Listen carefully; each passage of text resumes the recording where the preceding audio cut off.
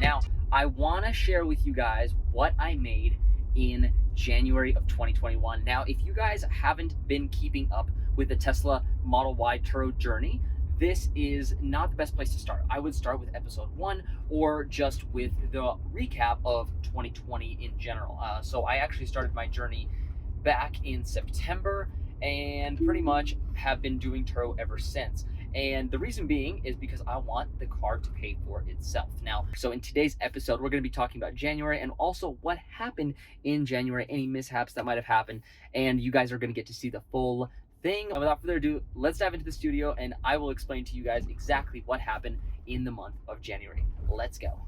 Welcome back to the studio and January. What did we earn on Turo in the month of January? In January, let me pull out my trusty little notepad here. In January, we earned a grand total of $927.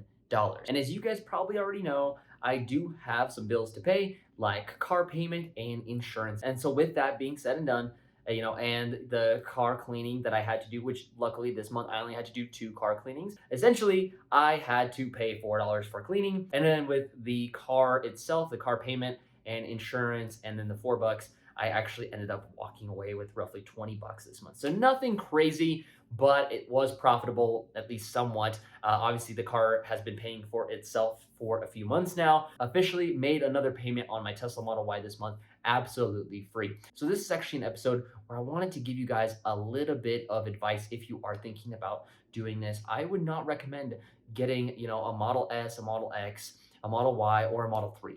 If you are looking to do Turo in the next, 6, 12, maybe even 24 months, if you're thinking about this, if you think this might be a good idea, I would recommend personally at this point getting either a Cybertruck, even a single motor or dual motor. That's fine. Tri-motor's cool and all, has more mileage and all that, but getting a Cybertruck is probably going to be one of the best investments for Turo if you're looking to do that.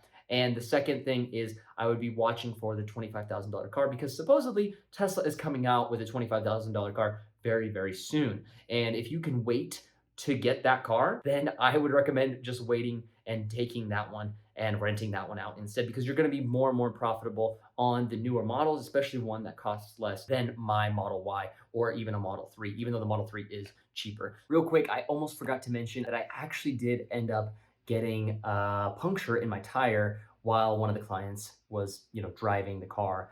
And so I took it into Turo. Everything was good there. They took care of me. It took about a 3-day process, so a lot faster than the windshield, and a lot cheaper than the windshield. The windshield, took $1,300 to repair. The tire was only like $320, $340. So nothing too crazy there. Got it fixed, pretty fast. I didn't get a rental from Tesla because they got it done the day of. They typically only give you a rental if you're 2 or more days in the shop. So it was pretty easy process. Like I said, Turo took good care of me. The only problem was I did get some scratches on the rims as well. And Turo, unfortunately, doesn't cover the scratches. They only cover if your rim gets like completely broken, if the car is undrivable, or, if the rim gets like shattered or something crazy, right? That's when they'll cover the rim.